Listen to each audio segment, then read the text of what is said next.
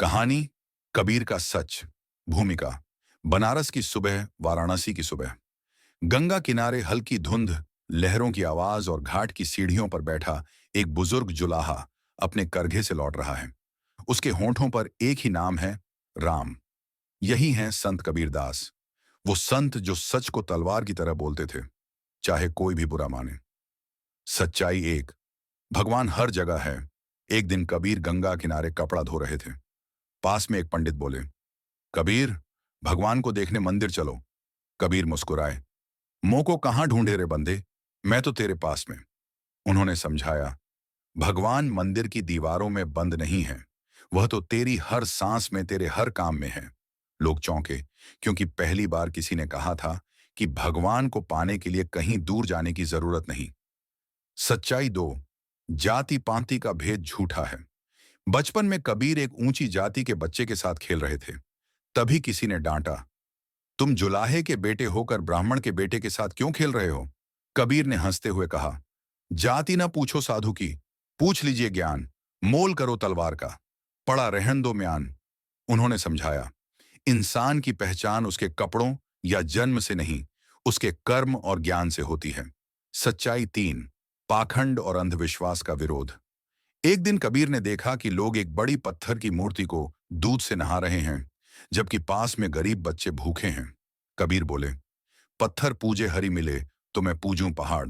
उनका मतलब साफ था, भगवान को पाने के लिए पत्थर पर दूध चढ़ाने से बेहतर है भूखों को भोजन देना। सच्चाई चार, सच्चाई और ईमानदारी। काशी के राजा ने कबीर को दरबार में बुलाया। कबीर, तुम्हारे शब्द कई लोगों को चुभते हैं, तुम मीठा क्यों नहीं बोलते? कबीर ने कहा, सच कड़वा होता है, लेकिन वही मन को साफ करता है। झूठ मीठा होता है, लेकिन वह आत्मा को जहर देता है। सच्चाई पांच, प्रेम और करुणा। एक बार कबीर के पास दो व्यक्ति आए, एक अमीर व्यापारी और एक गरीब मजदूर। दोनों ने पूछा, भगवान को कैसे पाएं? कबीर ने कहा, ढाई आखिर प्रेम का, पढ़े सो पंडित होए। उन्होंने समझाया, भगवान को पाने का सबसे आसान और कठिन रास्ता है प्रेम। बिना प्रेम के पूजा, भजन, दान सब अधूरे हैं। सच्चाई छह, आत्मज्ञान ही मोक्ष का मार्ग। एक पंडित ने कबीर से कहा, मैंने हजारों किताबें पढ़ी हैं, फिर भी भगवान नहीं मिला। कबीर बोले, पोथी पढ़ी पढ़ी जगमुआ, पंडित भैया न कोय। ढाई आखिर प्रेम का, पढ़े सो पंडित होए। उनका कहना था, सिर्फ किताबें पढ़कर ज्ञान नहीं मिलता, सच्चा ज्ञान अनुभव और आत्मचिंतन से आता है। सच्चाई सात, कर्म पर विश्वास, स्थान पर नहीं। अंतिम समय में लोग कहने लगे, कबीर, बनारस में मरोगे तो स्वर्ग मिलेगा, मगहर में मरोगे तो नरक। कबीर हंसे, मोक्ष जगह से नहीं, अच्छे कर्म से मिलता है।